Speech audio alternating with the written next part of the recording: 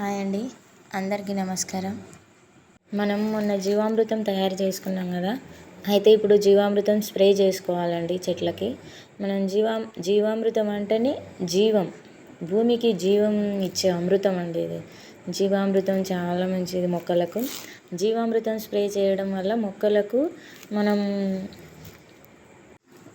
Positive bacteria అనేది ఉంటుందండి. మనము ఒక శాతానికి మనం 10% నీళ్ళను కలిపి తీసుకోవడం వల్ల జీవామృతంలో పాజిటివ్ బ్యాక్టీరియా అనేది ఉంటుంది.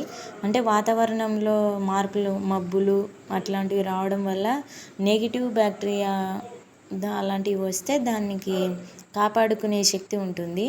జీవామృతం నేలకు అందించడం వల్ల మనకు సూక్ష్మజీవులు అభివృద్ధి చెందుతాయి, పోషకాలు బాగా అందిస్తాయి. దీన్ని ఏ విధంగా వాడుకోవాలంటే మనము 3 రోజుల నుంచి జీవామృతం 3 రోజుల నుంచి వాడుకోవచ్చు. లేదంటే 4 నుంచి 9 రోజుల వరకైనా వాడుకోవచ్చు అండి. కాకపోతే 9 రోజుల్లో ఎక్కువ వాడుకున్నట్టయితే చెడిపోతుంది, బాగుండదు. బ్యాక్టీరియాలు అనేది చనిపోతాయి, కుళ్ళిపోయిన వాసన వస్తుంది. అందువల్ల మనం 9 రోజుల వరకు మాత్రమే వాడుకోవాలి.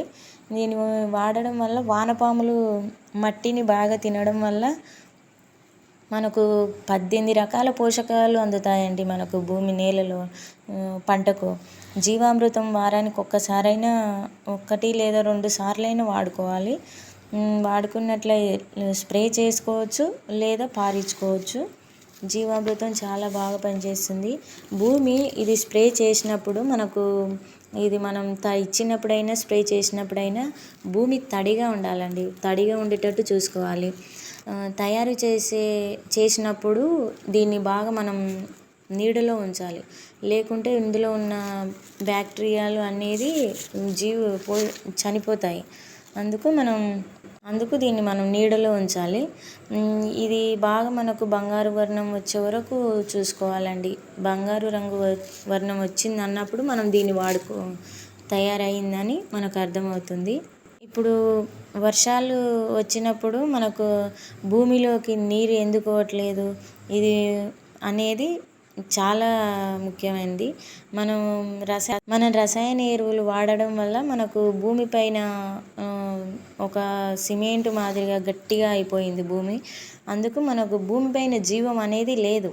భూమిపైన జీవం ఉంటేనే కదా నీళ్లు పీల్చుకొని మనకు పోషకాలను భూమి సారవంతం చేస్తుంది.